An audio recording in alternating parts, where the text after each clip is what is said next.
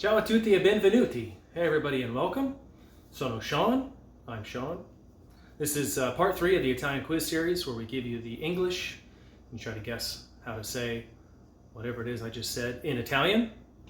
Then of course we give you the translation and I'll go over some new nouns, verbs, some conjugation, some rules of grammar, and hopefully you get a lot out of this. So let's begin. You have two people speaking and one says to the other, "Come on, tell me, what happened yesterday?" And the response is, "A lot happened yesterday," or "A lot of things happened yesterday."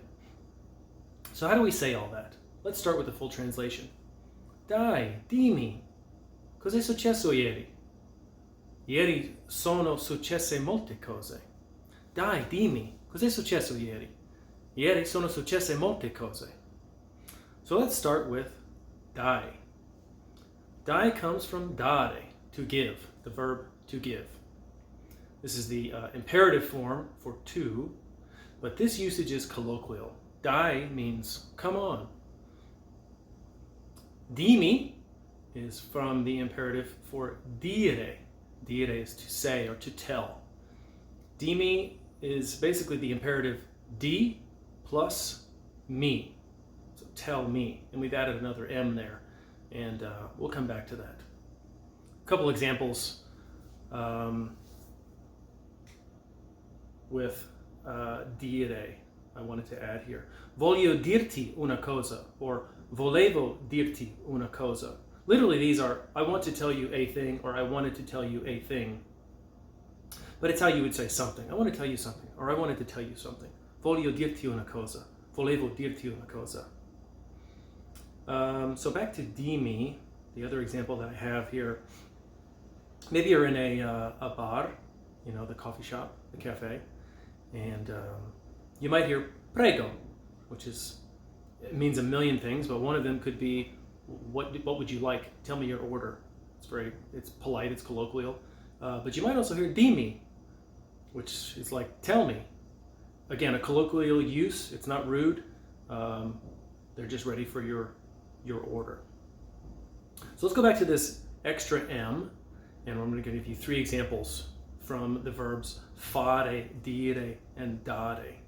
All of these in the imperative, when you add me to them, add an extra M. So let's start with fare, to do or to make. The imperative for fare in to is fa, and if you add me afterward, you run them together, add another M, and you get fammi. So you have a phrase like fammi sapere, literally make to me to know, but you would translate it as let me know, fammi sapere. Dire, to tell or to say, the imperative for to is di. If you add me to that, so tell me, you're going to run those together, you're going to add that other M just like we did with fammi, and it becomes dimmi. So you have a phrase like allora, dimmi, dov'è questo posto? So, tell me, where is this place? Allora, dimmi, dov'è questo posto? Dare, to give. The imperative for to is da. If you're going to say give to me, or give me, you're going to add me at the end. You're going to run them together and add that other M, just like we did with the other ones. And you have dammi, give me. So, dammi quel microfono. Give me that microphone. A side note on quello, which is that thing, that one. Quello acts like the article does before a noun. That's why you have quel microfono, but you would have quella ragazza, that girl, quei giornalisti, those journalists. Let's talk about the verb succedere. Means to happen. And in passato prossimo, which is one of the past tenses, this is basically for simple items in the past or single items in the past that have already started and finished. You might call it simple past in English. I think technically it's called present perfect. The other past tense is imperfetto. But in passato prossimo, basically you form the past tense by adding the auxiliary verb conjugated with the past participle. Auxiliary verbs are either avere or essere, and the past participle for this verb, succedere, to happen, is successo. Now, If a verb is transitive, we're going to put avere plus the past participle. If it's intransitive, we're going to use essere in the past participle, basically. What is intransitive? Intransitive means after the verb, you cannot answer who or what. You cannot put a direct object after the verb happen.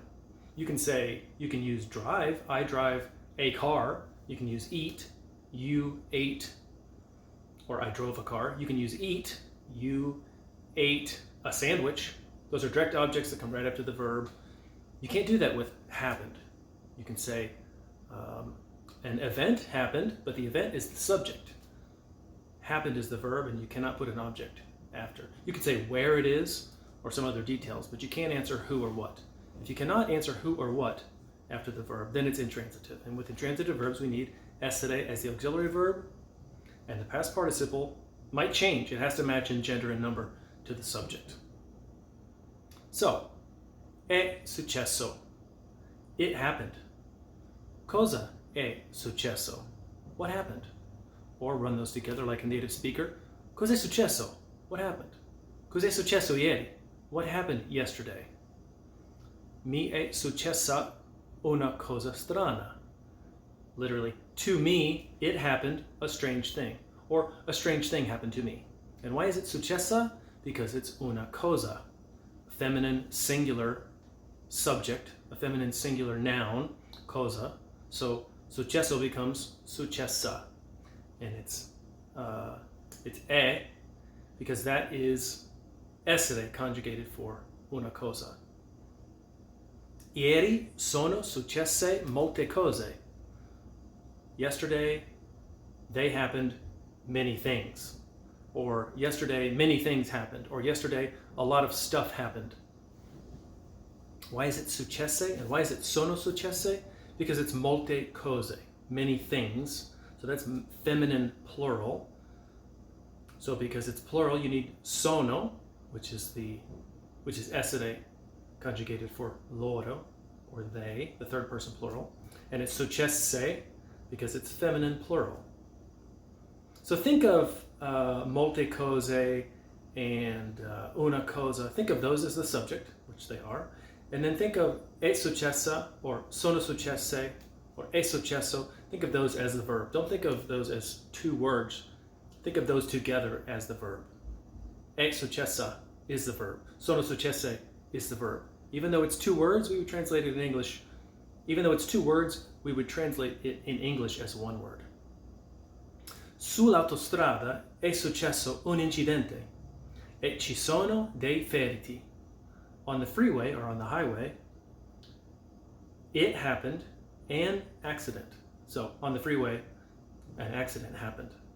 And there are some injured, or and there are some wounded. Dei is a combination of D plus E. If you use D plus the article, run them together to make dei. In that sense, it means some. So, ci sono dei feriti. There are some wounded.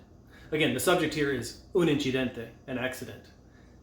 So singular, so we use the third person singular form of essere, which is why it's e, and then the third person, or the first person singular, the third person singular past participle, that's why it's successo. An accident happened. All right, I hope you learned something. I hope this was pretty straightforward.